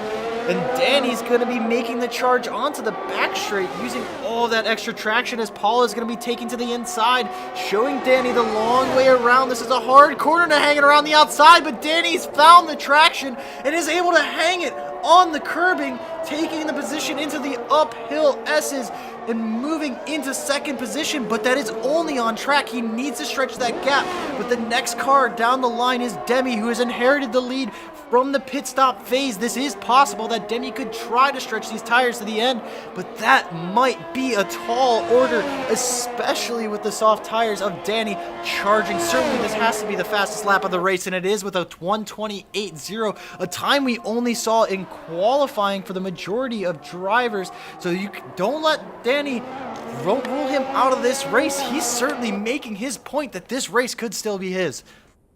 Yeah, absolutely. I think you might be right in the fact that he needed a few laps to get the tires in their window, and now just seems to be ever so quick. I mean, they've closed 2 seconds to Demi in the last few corners, so I've got a feeling Demi will need to come in to change those tires. They're obviously not doing too well. I mean, you can just see the gap absolutely tumbling down. Danny is ever so slightly managing to pull away from Paula, but obviously Paula will now get the DRS onto the straight coming up, which will pull them a little bit closer, but I don't think it will be enough, as I have a feeling by the end of this lap, Danny will have DRS on Demi and will be able to make the pass, and hopefully then set about trying to pull 6 seconds gap up the road. Absolutely, and jumping back to Paula, she's done well to hang on to the rear of Danny, perhaps even playing the strategic move of letting Danny go around that outside move, but I don't think that was the case. Regardless, she can benefit down the straights here, and Demi, oh my goodness, a second in the uphill S's. This certainly is going to be Danny's game to play. Demi trying to limp the car home, but they've decided it's time to go into the pits for them. Those tires are well past their expiry date, and there's nothing they can do to defend, as Danny has now inherited the lead of the race on track once again. And Paula following suit, but that is a big gap for Danny to overcome. That's 6 seconds that needs to stretch back out, and we need to remember those soft tires are going to be crying by the end of their stint at the end of the race here. Yeah, but Danny's managing to find time in all of the traction zones here. Now the gap up to 2.3 seconds, 6 laps to go. So it's possible, but it's going to be extremely difficult to do, and I will be very impressed if that can happen, given the quality and the speed that Paul has been driving at for the entire race. I can't see them letting Danny run away up the road to create a 6-second gap. I mean, not just Paula, but the entire LPR crew. Remember, Danny qualified in the middle of the 5 LPR drivers in the top part of the grid, but look at the timing tables. All of them are behind him. He's put a gap between every single one of them. And whether it be by incidence or pace, he's shown that he can pull himself in front of them. So he has the potential to stretch this out, but he needs to gain near three-quarters of a second per lap for the rest of the race. And that might be possible now, but I don't know if it's going to be possible by the end of the race, as we see Paula's starting to equalize that gap with a little bit of a wiggle, and that's going to surely help Danny's case. It's now going to be 3 seconds over the next 5 or so laps that Danny's got to pull, so a little bit less, maybe 2/3 of a second that Danny's got to get, and the pressure is on between these top two, and it's only through the timing sheets, though. It's not directly on track. Yeah, so that little wiggle onto the start-finish rate cost Paul a 0.3 of a second. That is not ideal when you're trying to keep a gap to the car ahead. Now that Paul has lost the toe as well, they'll be losing that couple of attempts a lap behind Danny as well. So we've got a time penalty popping up for Surex here. We've got a yellow flag somewhere. And there's a 4-car battle happening here for, what is this? For, well, 4th, is it, overall? I believe that might be P5 overall, as Demi's going to be making a move around Otto, fending off that attack, and Azzy under heavy pressure with Surex. Is there a little bit of contact? Demi into the back, Azzy as well, and possibly a little bit of damage front wing. But this pressure with Surex has been building up with Azzy for so long. As we look through the rear wing, Otto putting on that pressure from behind as well, but it's going to be the Ferrari duo trying to chase down the Alpine. The French versus Ferrari, as Azzy moves out of the way for Demi.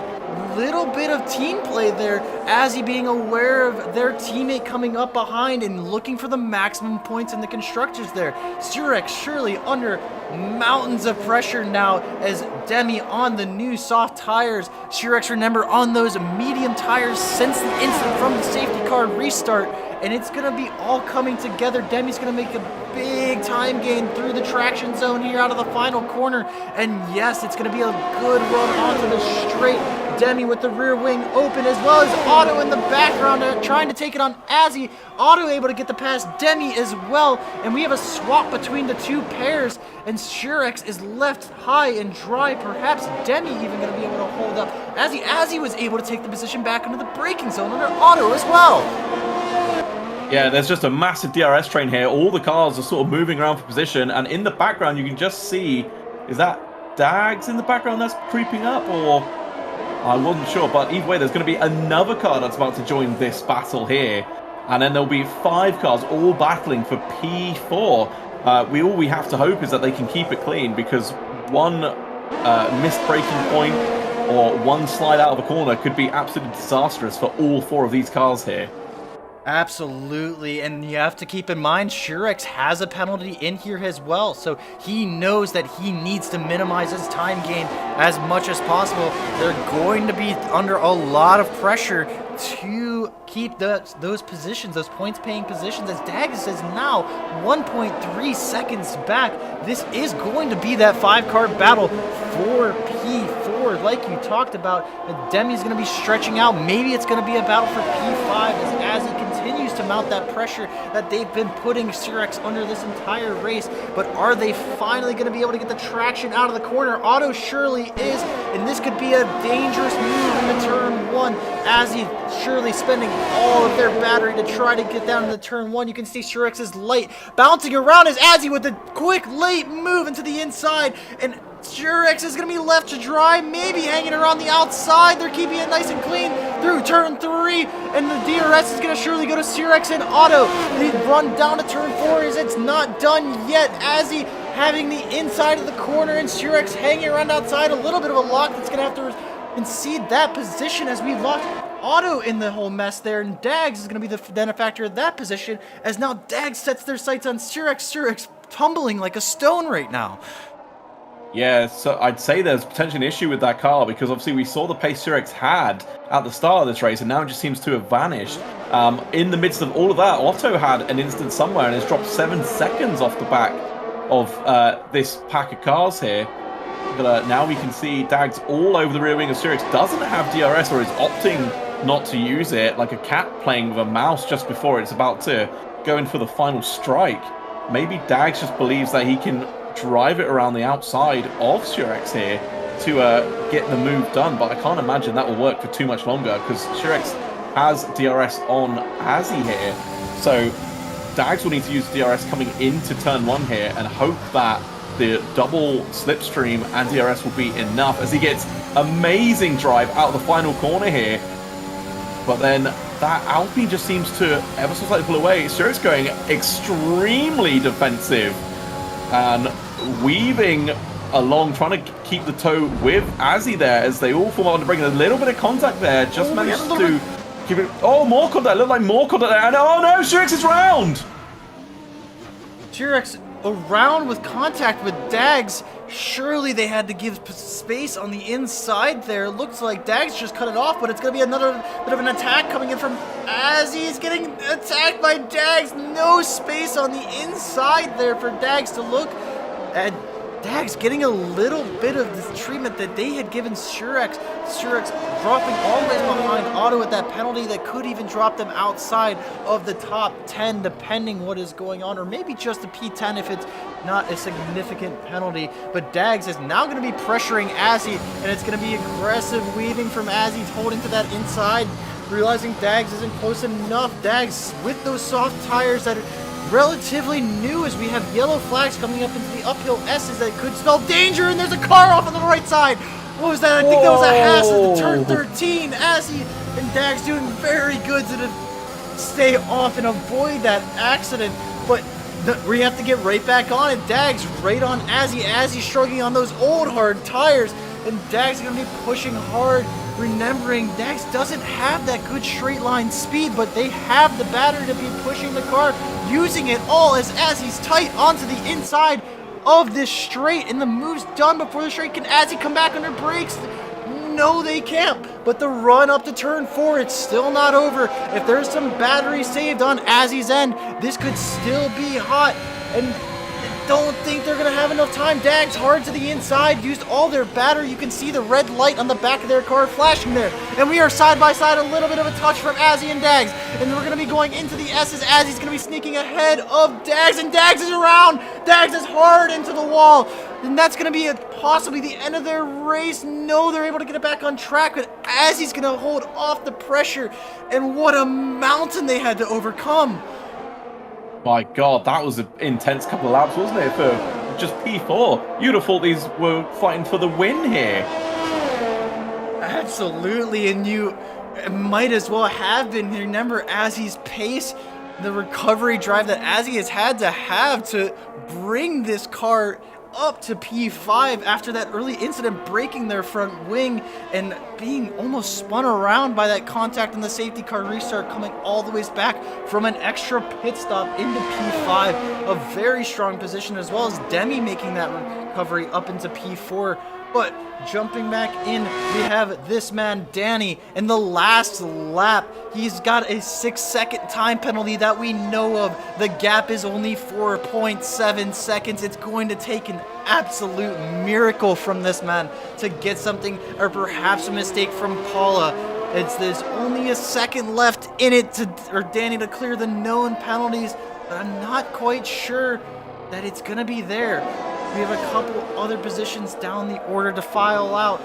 Dags making a charge after that spin to try to get something on auto recover position, but I think it's going to be too far back, and surely it is. There's going to be nothing to play for there, but once again, it's going to be this man on track, Danny, who has had a stellar drive. To be completely honest, aside from the penalties, he has proven his pace and a force for the rest of the season as he rounds the final corner deep into the braking zone, driving it out, and it's going to be Danny that reaches the line first, but it is not going to be the man that wins this race. That is going to go to Paula as she finishes within 6 seconds and takes the win. All of the bad luck in all of her seasons, but it finally goes her way as she takes the first round of the Bahrain, or of the F1 2021 championship in Bahrain in honestly commanding fashion. Yeah, Danny will be absolutely kicking themselves for that. All they had to do was just keep the car within the white lines to avoid the penalties. Got the first one. You would have thought that would have been enough as a wake-up, as a warning. Then got the second one and ultimately cost them victory here tonight at Bahrain.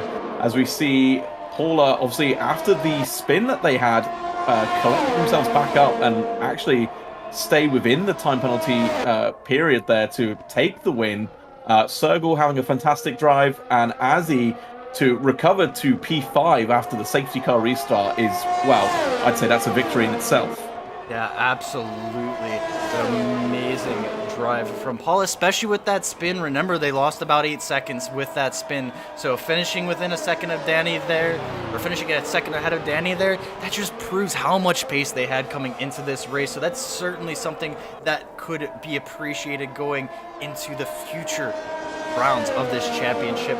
Newland, Surex, and Shadow Dags as well finishing up in the top 10. Newland, remember, starting outside of the top 10 there. Nice drive into the points. They did quite remarkable to come into the final round, or the final points paying positions there. As well as Otto, remember, inheriting that lead and finishing P6, I believe. But what an exciting round. The last couple minutes there, I struggle to catch my breath after watching all of that. Congratulations to Paula, Danny, and Sergel for an amazing race, and I honestly can't wait for next week. Yeah, if this is the kind of battles we're going to be seeing all through the season, I am looking forward to seeing how they unfold. Obviously, Paula now, starting the season the best way possible with the win, so we'll want to continue that momentum, but obviously everyone behind her will want to be taking the wins away from them to obviously help their own championship fights. Absolutely. And Paula, there you can see it with the two-stop strategy. Not the fastest lap of the race, but it didn't matter because she was able to keep it going and keep herself in that advantageous position. Danny, he had the pace, but too many mistakes from him, too many track cuts, and that's really what came back to bite him and what really relegated him to that second position. And Sergel, I have to say, a quiet race from them. They were there with the original battle with Surex and Azzy, but other than that, they didn't make much of an appearance. A very quiet but confident podium for them. Yeah, absolutely. I mean, they did what was needed to be done, kept their nose clean, and just drove their own race to the finish. So I don't think you could ask for much more than that from a driver. And yeah, that's all there is to it, really. Yeah, it'll be an impressive season to come, as this was only the first round of 8. I believe next round we head to Baku, if I'm not mistaken. So that will be the home of chaos, we could say. It's definitely going to be some kind of treat going there. Remember all the chaotic races we've had ever since the season opener in 2016. I'm sure that's going to transfer over into this championship. Yeah, I'm looking forward to it. I'm probably Baku I like, but I'm probably looking more forward to Monaco when that happens. Absolutely, and I think if I can just pull up our championship, that's going to be round 6, so a little bit further down the championship order. But that's going to be the true test of many of our drivers as they start to come to grips with all of this and so on. So I am going to jump over and interview our top 3, get some questions out of the way, and then we're going to close up this stream. But an exciting race. Hopefully we'll see you all next week, and we'll meet you with our winners in just a second.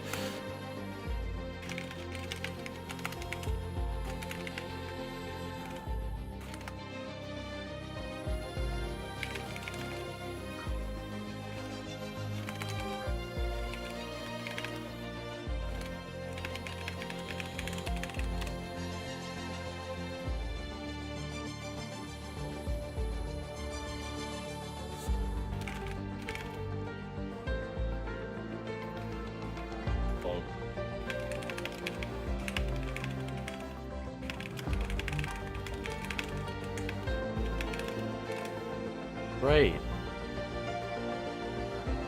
We're just waiting for Circle, but thank you guys for coming out.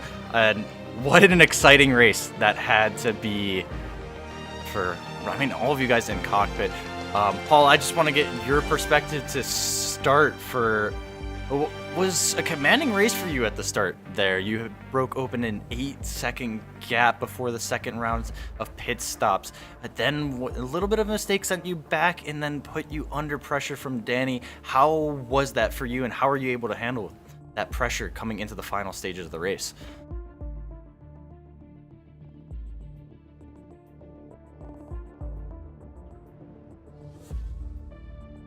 We might not have Paul, so I'll jump over to Danny real quick. I think Paul is handling something. But Danny, so you were able to get fastest lap of the race. You were able to drive and create quite a gap. You showed your pace throughout that race, but a few too many mistakes, a few too many incidents. Those track cuts really hurting you in the long run.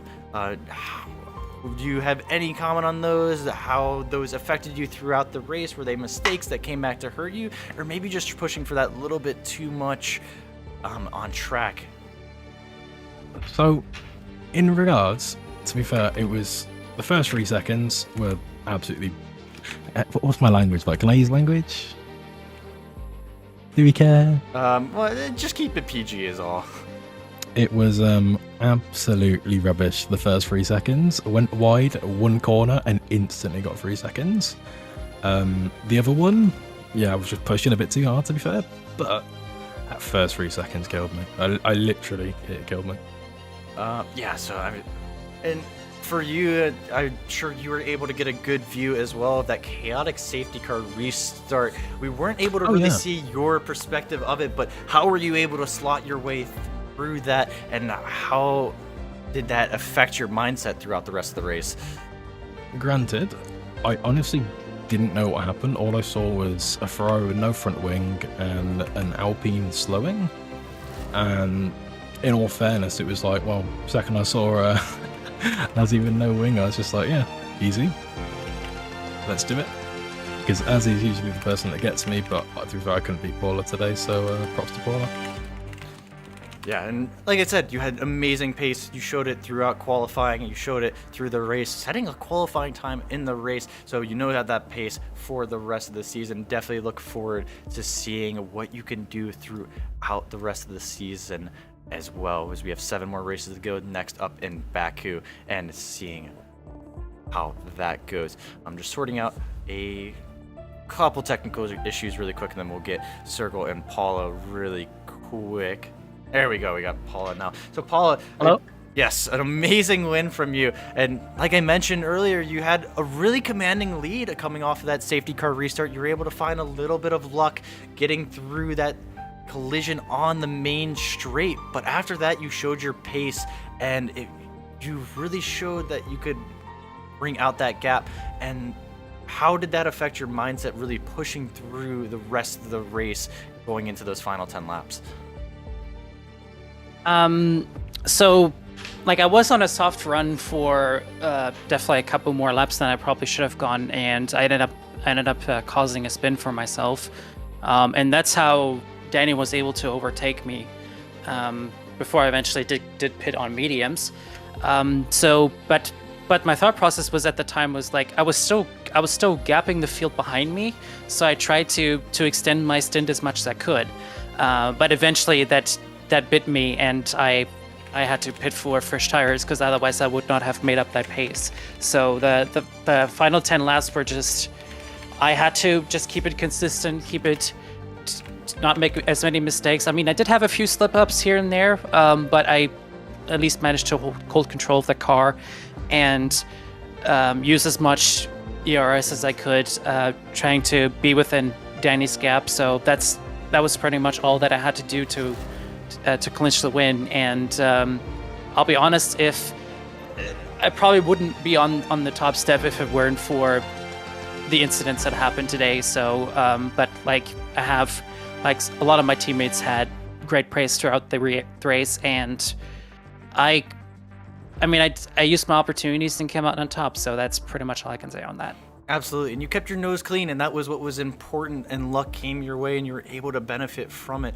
So a very strong race from you in that regard, and you showed your pace being consistent throughout that race. Granted, we never really jumped onto a low fuel soft tire run like Danny did, so we never blitzed the timing sheets, but you showed your consistency, you showed your pace throughout that race. So good effort, great win. And then finally, we have Sergel. Sergel, a relatively quiet race for you after maybe the first half of that race. You're right in there with Azzy and Shirex and trying to battle with the Titans of the start of that race. How was that playing out for you, and what was your plan when you were catching up to them, watching them battle?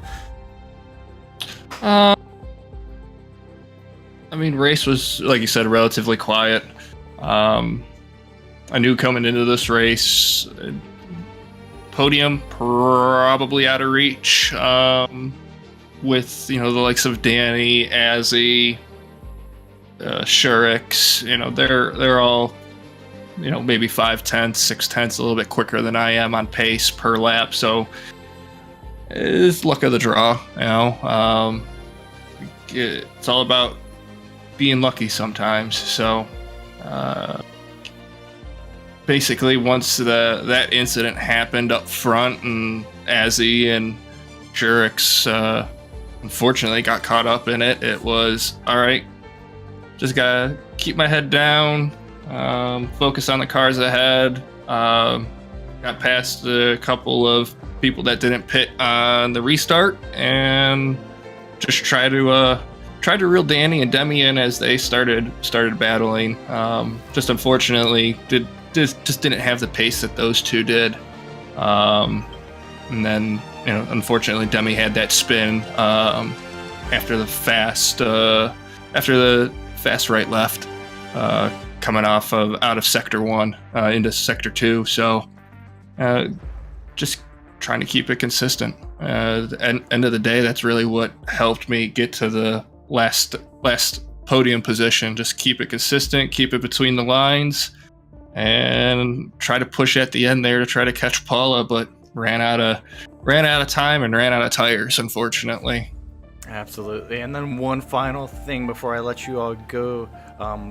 But overall, Sergel, and when you have those big lulls in the race and there's nothing going on, how do you keep yourself kind of going and pushing on? Are you watching your deltas and trying to reel those drivers in, or are you just focusing on your marks and just trying to hit the same thing lap after lap and hope it comes back to you? Focusing on my marks, focusing on my marks, keeping it consistent, not making mistakes. To be quick at lap after lap, you have to be smooth with the inputs. So that's really what I was just trying to make sure to maintain and do, because I knew if just one person had a small slip up front, whether it be they got loose and spun, or you hit a wall, lost a wing, it could all come right back into play for me, and I can find myself where I am right now. Absolutely, and that's awesome to hear. Well, thank you guys all for coming up here and talking to me. Again, congrats, Paula, Danny, and Sergel. Thank you all for coming out for an amazing race. I will let you guys run, and hopefully we'll see you all in the interviews booth next week. Indeed. Thank you very much. We'll see you next week. Congratulations, guys. All right, so that is going to be the end of our broadcast. Thank you guys all for coming out on chaotic and exciting race. I absolutely loved it myself, but thank you all for coming out. Next race will be same time, but next week at Baku, and we're looking forward to once again another chaotic event, and especially in the street circuits of Azerbaijan. Thank you all. Have a good one, and we'll see you all next week.